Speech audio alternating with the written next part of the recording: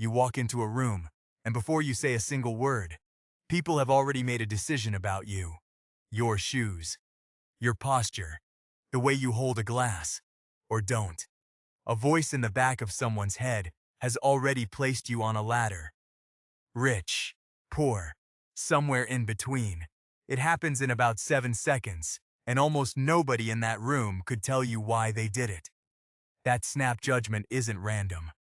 It's social class, and it's running like an operating system underneath nearly every financial decision you'll ever make.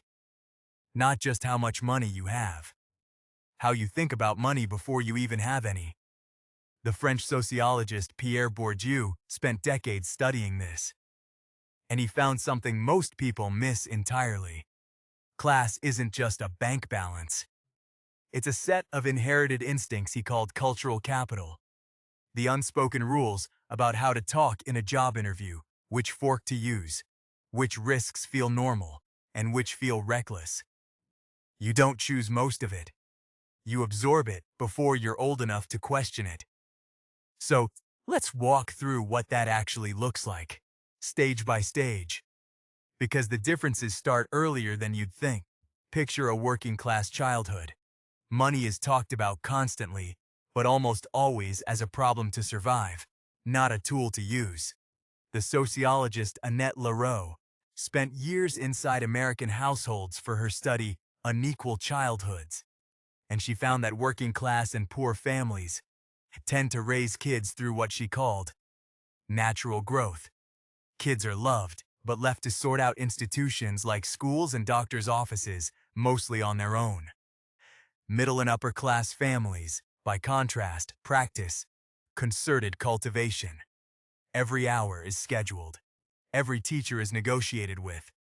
Every activity is chosen because it builds a skill that compounds later. By 18, one kid has learned to survive scarcity.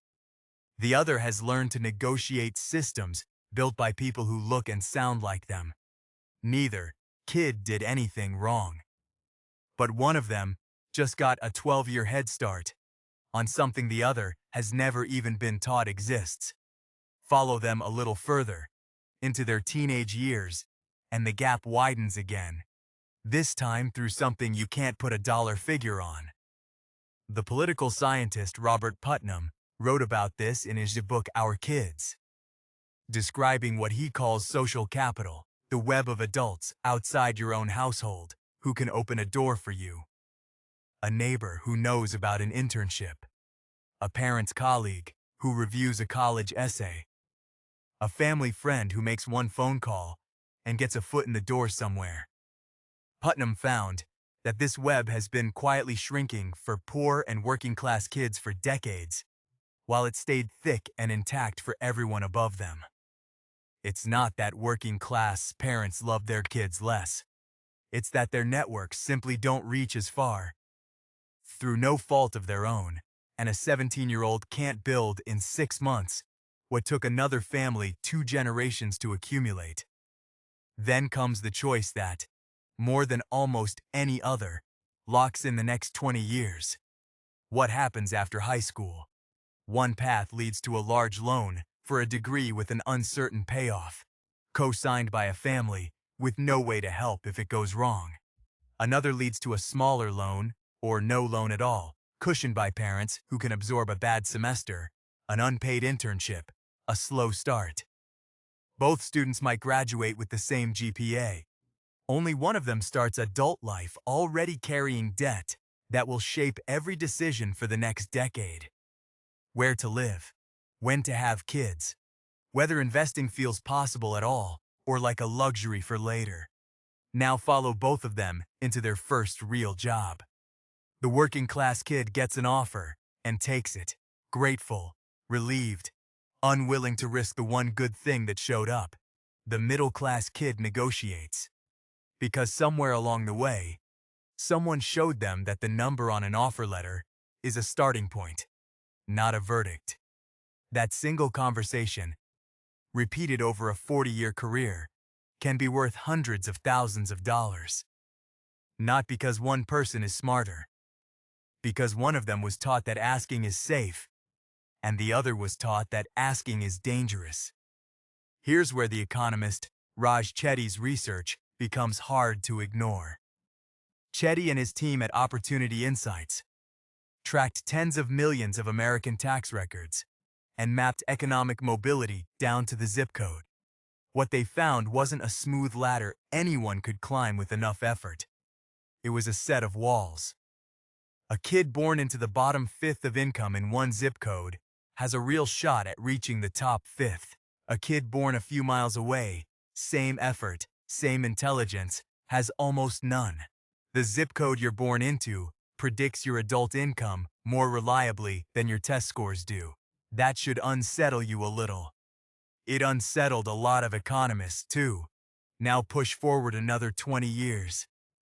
Picture the middle class in their 30s and 40s. The stage where the gap usually turns from a crack into a canyon. This is where a phrase from the behavioral economist Sendhil Mullainathan and psychologist Eldar Shafir becomes useful. In their book Scarcity, they describe something they call a bandwidth tax. When you're financially stretched, your brain isn't just short on money. It's short on the mental capacity to plan. Because so much of it is consumed by the immediate question of how to cover this week. Decisions that look irrational from the outside. Payday loans, missed opportunities to invest, no emergency fund, often aren't irrational at all. They're what a taxed brain does under permanent short-term pressure. Meanwhile, a household with breathing room gets to spend that same mental bandwidth on strategy. Which account to open, which employer match to maximize, which house to buy before the market moves. It isn't a smarter brain. It's a brain that's allowed to think past Friday. Now picture the top. Not the yacht and helicopter version you see online. The quieter version. The upper middle and wealthy households, where money conversations sound completely different. Nobody's asking, can we afford this bill? They're asking, should this go in a taxable brokerage account or a retirement account? The vocabulary itself is a form of wealth. You can't optimize a decision you don't know exists. Pliff all the way to the end of the timeline, and the gap shows up one final time. In retirement. A working-class household often reaches 65 with Social Security and little else. Because every dollar across 4 decades went toward the present, not the future. Not from carelessness, but because the present kept demanding to be paid first. A wealthy household reaches the same age, with multiple income streams already running on autopilot. Dividends, rental income, a pension, decades of compounding nobody had to actively think about most years. Same number of working years. Same number of hours in a day. Completely different finish line, built one invisible decision at a time, starting decades earlier than anyone in that household even noticed. So here's the twist. And it's the part most people never get told. Class doesn't just describe how much money moves through your life. It describes the default script running in your head about what money is for. And that script matters more than your income does. Think about 2 people earning the exact same salary. One grew up watching every dollar treated as an emergency. So the moment money arrives, it gets spent or hoarded out of fear. Never invested, because investing requires believing the future will be stable enough to wait for. The other grew up watching money get discussed calmly, planned around, put to work. Same paycheck, completely different financial trajectory, 10 years out. The gap wasn't the income, it was the script. And this is where it gets genuinely hopeful, because a script, unlike a zip code, can be rewritten. Thomas Stanley, who spent his career studying the actual habits of American millionaires for his research behind The Millionaire Next Door, found something that surprised even him. Most of the wealthy people he studied weren't born into money at all. They built quiet, unglamorous habits, living below their means, investing consistently, treating money as a tool instead of a scoreboard. And those habits, not their starting class, were what compounded into wealth. The habits of the upper class aren't secret. They're just rarely taught outside of it. That means the concerted cultivation Annette Lareau described. The negotiation instinct, the mental bandwidth to plan, instead of just survive. None of it requires being born on the right side of Raj Chetty's map. It requires deciding, on purpose, to install a different script than the one you inherited. Reading one book on investing. Automating one transfer before you can spend it. Asking one uncomfortable question in a salary negotiation you'd normally just accept. None of those actions feel dramatic in the moment. Compounded over 20 years, they're the entire difference between the two people earning the same salary in that example a minute ago. You can even borrow Putnam's insight about social capital instead of waiting to inherit it. Networks aren't only handed down through family. They can be built, deliberately, one relationship at a time. A mentor at work you actually ask questions. A professional group you show up to more than once.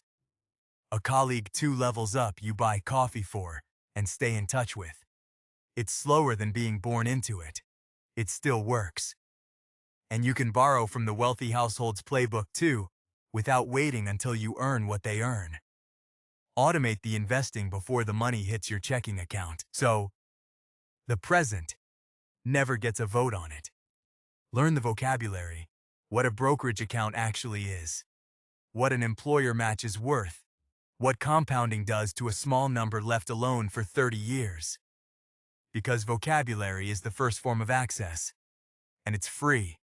So think about your own money script right now. The one running quietly under your decisions, the one you probably never chose. Was it built for survival? Or was it built for growth? Because that's the real question social class answers. More than any number in a bank account ever could. You'll still walk into rooms where people size you up in 7 seconds. You can't fully control that first snap judgment, and honestly, neither can anyone else.